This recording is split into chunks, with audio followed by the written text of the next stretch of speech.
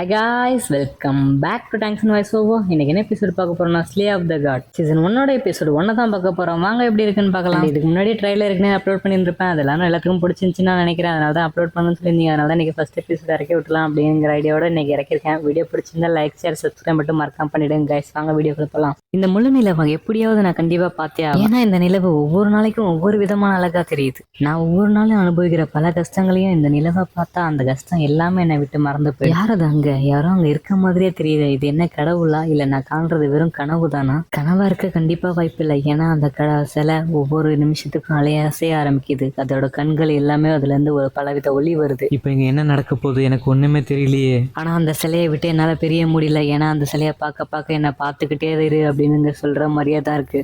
ஐயோ கண்ணு, என்னோட கண்ணு எரிய ஆரம்பிக்குது. என்னால தாங்க முடியல வலிய. என்னோட வழியில இருந்து தப்பிச்சுக்க நான் என்னோட கண்ணை கட்டியே தான் வைக்க போறேன். அதுக்கப்புறம் இப்போ இதுதான் நான். என்னை பார்க்குற எல்லாருமே எதனால இவன் கண்ணை கட்டியிருக்கான் அப்படின்னு சொல்லி எல்லாருமே தான் பேசிட்டு இருக்காங்க. அண்ணா, நீங்க எதுக்காக கண்ணை கட்டியிருக்கீங்க? நீங்க கண்ணை அவுத்துட்டீங்கன்னா என்ன ரோடு கிராஸ் பண்றதுக்கு நீங்களே எனக்கு ஹெல்ப் பண்ணலாம் இல்லைண்ணா? அதுக்காக கண்ணை கட்டியிருக்குன்னு எந்த ஒரு அவசியம் இல்லைம்மா. கண்டிப்பா நான் உனக்கு இந்த ரோடு கிராஸ் பண்றதுக்கு ஹெல்ப் பண்றேன். சரிவா, நமக்கு கிரீன் சிக்னல் போட்டாங்க. நம்ம இப்போ கிராஸ் பண்ணலாம் ரோட்டை. இந்த பையனால மட்டும் எப்படி சிக்னல் விழுந்திருக்கதையும் கரெக்டா கெஸ் பண்றான், அதே நேரத்துல ரோடும் கரெக்டா கிராஸ் பண்றான். எப்படி இவனால இந்த இதெல்லாம் பண்ண முடியுது? யாருக்குமே இது என்ன, யாராலையுமே இது நடக்காது. பாத்தியா, கண்ணை கட்டி நடந்து போயிட்டு இருக்கான். நீ பாத்தியா?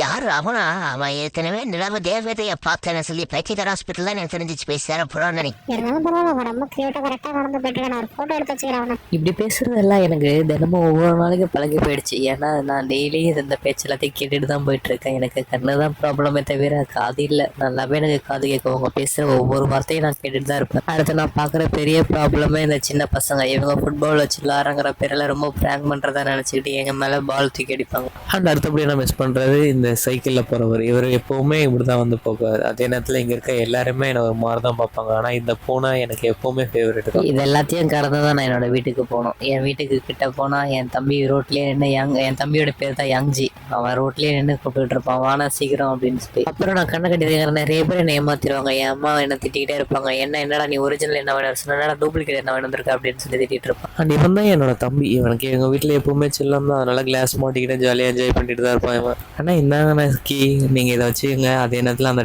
ரூம்ல டாக்டர் இருக்காங்க. நீங்க போய் உங்களை பர்ஃபெக்டா செக் பண்ணிக்கோங்க. அதே மறுபடியும் செக் பண்ணிக்கோங்க என்னாச்சு ஏதாச்சுங்கிறது எல்லாத்தையும். டாக்டர் உள்ள இருக்காங்க. ஒரு ரிப்போர்ட் எல்லாத்தையும் நான் ரைட் பண்ணணும். சீக்கிரம் சொல்லு, உனக்கு இப்போ உடம்புல என்னதான் பிரச்சனை?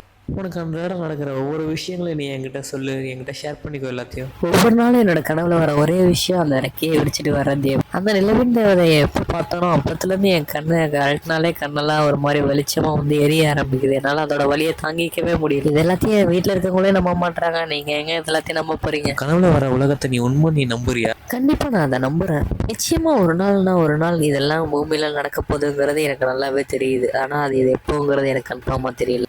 என்னை யாராவது காப்பாத்துங்க, என்னை யாராவது காப்பாத்துங்க. இந்த மிருகம் என்னை துரத்திட்டு வருது, என்னை யாராவது காப்பாத்துங்க. என்னை விட்டு என்னை கொண்டுடாத. அங்கே சடனாக ஒரு பொண்ணு வேகமாக ஓடி வருது. ஓடி வந்து அவனை கொல்ல போகிற அந்த செகண்டில் டக்குன்னு அதுக்கு தன்னோட வெப்பன்ஸ் எடுக்க ஆரம்பிக்குது. அதோட வெப்பன்ஸ் எடுத்து அதில் ஃபுல் பவர்ஸையும் கேதர் பண்ண ஆரம்பிக்குது. அதில் பல விதமான ஃப்ளேம் பவர்ஸையும் அதில் ஆட் பண்ணுது அந்த பொண்ணு ஆட் பண்ணுற அந்த ஃப்ளேம் பவர்ஸ் எல்லாத்தையும் பார்க்குறதுக்கு அவ்வளோ தூரத்துக்கு நல்லா இருக்குது. அதே நேரத்தில் அதுவும் தன்னோட வெப்பனை தூக்கிட்டு வேகமாக போய் அந்த மிருகத்தோட சண்டை போட ஆரம்பிக்குது. அந்த மிருகத்தையே கொண்டுட்டு அந்த மிருகத்தை முடிச்சாச்சு, இதுக்கப்புறம் எந்த பிரச்சனையும் இல்லை அப்படின்னு சொல்லி யாருக்கும் ரிப்போர்ட் பண்ணியிருக்கு. இன்னொரு இடத்துல இருக்க 2 பேரும் நாங்களும் இங்கே இருந்த மிருகங்கள் எல்லாத்தையும் கொண்டு முடிச்சாச்சு, இதுக்கப்புறம் இங்கேயே எந்த பிரச்சனையும் இல்லை அப்படின்னு சொல்லிட்டு இருக்காங்க. அதே நேரத்தில் இன்னொருத்தனும் அங்கே நின்று அவன் தன்னோட பவர்ஸ் எல்லாத்தையும் கேதர் பண்ணிட்டு இருக்கிறான். அந்த 2 பேர் இருந்தாங்களா, அவங்க கிட்ட வந்து ஒரு பெரிய மான்ஸ்டர் ஒன்று வந்துட்டு இருக்கு வேகமாக அட்டாக் பண்ணுறதுக்காக. பட் இருந்தாலும் அவங்க 2 பேருமே வேற லெவலில் ஃபைட் பண்ணி அந்த மான்ஸ்டர் கதையை முடிச்சிடுறாங்க. அவங்க எல்லாருமே வேற லெவலில் அட்டாக் பண்ணி இங்கே இருக்க எல்லா மான்ஸ்டர்ஸையும் போட்டு வந்துட்டு இருக்காங்க. அந்த இடத்துல இங்கே வந்து இன்னொரு நிறைய மான்ஸ்டர்ஸ் இருக்கு வாங்க அப்படின்னு சொல்லுறது. ஒருத்தன் வந்து டக்குன்னு அந்த மான்ஸ்டர் போட்டு தள்ளுறான். அந்த புல்லட் போறதுலேருந்து வர பிளட் அந்த பொண்ணு கையில் பிடிச்சிக்கிட்டு அவ்வளோ தூரத்துக்கு இது பண்ணிட்டு இருக்கு. அடுத்தடுத்து அங்கே வரப்போற எல்லா விதமான மான்ஸ்டர்ஸையும் போட்டு தள்ளிட்டு இருக்காங்க. தன்னோட வெப்பன்ஸை வச்சு ஷூட் பண்ணி தள்ளிட்டு இருக்காங்க எல்லாத்தையுமே. அது மட்டும் இல்லாமல் எங்கெங்க மான்ஸ்டர்ஸ் இருக்குங்கிறதுக்கான சென்சாரை வச்சு கம்ப்யூட்டர்ல எல்லாருமே ஸ்கேன் பண்ணிக்கிட்டே தான் இருக்காங்க. அதுல இருந்து ஒருத்தர் சொல்லிக்கிட்டே தான் இருக்காரு, இங்க இருக்க எல்லாருமே மான்ஸ்டர்ஸை கொள்றது அது மட்டும் இல்லாம மற்றவங்களை பாதுகாக்கிறதுன்னு சொல்லி எல்லாத்தையுமே வேகமாக தான் இருக்காங்க. நான் இன்னும் கொஞ்சம் ஸ்பீட் இன்க்ரீஸ் பண்ணணும், இதே இடத்துல ஸ்லோவாக பண்ணால் மற்றவங்க யாருமே நல்லா காப்பாற்ற முடியாது அப்படின்னு சொல்லிட்டு அவங்க இருக்க ஒருத்தர் போயிட்டு இருக்கான். ஆனால் இங்க என்னடா இது எவ்வளவு தூரத்து தாண்டா ஏறணும் அப்படின்னு சொல்லிட்டு போயிட்டு இருக்கான். இவன் பேர் தான் ஜோகோ வச்சேன். அதே நேரத்தில் அங்கே எடுக்கவே எங்கெங்கெல்லாம் நமக்கு இது மான்ஸ்டர்ஸ் இருக்குது அப்படின்னு சொல்லி என்ட்ரு பண்ணி அவங்க எல்லாத்தையும் அமைச்சிக்கிட்டே தான் இருக்காங்க. அங்கே எல்லா இடத்துக்கும் ஒவ்வொருத்தவங்களும் போய் அங்கே இருக்க மான்ஸ்டர்ஸ் எல்லாத்தையும் போட்டு தள்ளிட்டு தான் இருக்காங்க.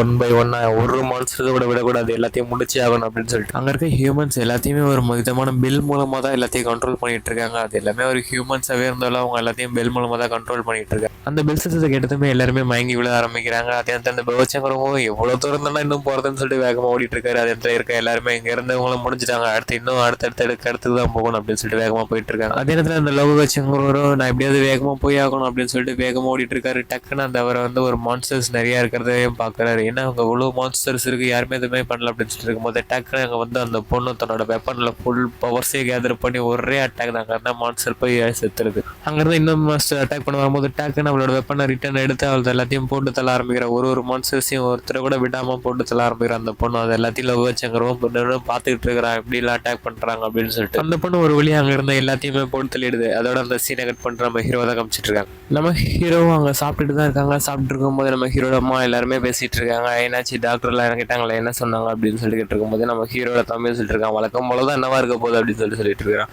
அதே இடத்துல அம்மாவும் சொல்லிட்டு இருக்காங்க, இல்லை இந்த மாதிரி என்னென்ன சொன்னாங்கிறத கேட்டிருக்கும்போது நான் நடந்த எல்லாத்தையுமே சொல்லிட்டேன், பட் இருந்தாலும் அவங்க எல்லாத்தையும் நோட் பண்ணிட்டு போயிருக்காங்க, அதுக்கான ரிசல்ட்டை எப்போ சொல்லுவாங்கன்னு தெரியல அப்படின்னு. சரி இப்போ சாப்பிடுங்க, டீ குடிங்க அப்படின்னு சொல்லிட்டு சேஸ் பண்ணிட்டு எல்லாருமே சாப்பிட்டுட்டு இருக்காங்க. சரி இப்போதான் இங்கே யாருமே இல்லையே, இப்போ நம்ம கண்ணோட கட்டை ஊற்று பார்க்கலாம் என்னதான் ஆகுதுன்னு சொல்லிட்டு அப்படின்னு சொல்லிட்டு நம்ம ஹீரோவும் கண்ணோட கட்டை ஊற்று பார்க்கலாம், நம்மளோட ஃபேஸை ஃபஸ்ட்டு பார்ப்போம் அப்படின்னு சொல்லிட்டு கண்ணோட கட்டை ஊற்றுட்டு கண்ணை திறக்கவே முடியல நம்ம ஹீரோவால். ஏன்னா அந்த அளவுக்கு பெயின்ஃபுல்லாக இருக்குது. சுத்தமாகவே நம்ம ஹீரோவால் அந்த கண்ணை திறக்கவே முடியல. கண்ணை திறக்கவே ரொம்ப ட்ரை பண்ணுறான், பட் இருந்தாலும் அவனால் சுத்தமாக கண்ணை திறக்கவே முடியல. அது பதிலாக நாங்கள் ஏற்கனவே நடந்த அந்த விஷயங்கள் மட்டும்தான் நம்ம ஹீரோட கண்ணுக்கு வந்து போயிட்டுருக்கு. அவனால் சுத்தமாக அதை பொறுத்துக்கவே முடியல. ஏற்கனவே நடந்த விஷயம் எல்லாமே ஒன் பை ஒன்னாக நம்ம ஹீரோ ஞாபகத்து வந்துட்டு இருக்கு. அது மட்டும் இல்லாமல் நம்ம ஹீரோ எல்லாத்தையும் கண்ணை கட்டிட்டு பண்ணிட்டு இருந்த எல்லா விஷயமுமே இப்போ கண்ணை திறந்துக்கிட்டு அந்த இடத்துல நடந்த மாதிரியே நம்ம ஹீரோக்கு திரும்பவும் தெரிய ஆரம்பிக்குது.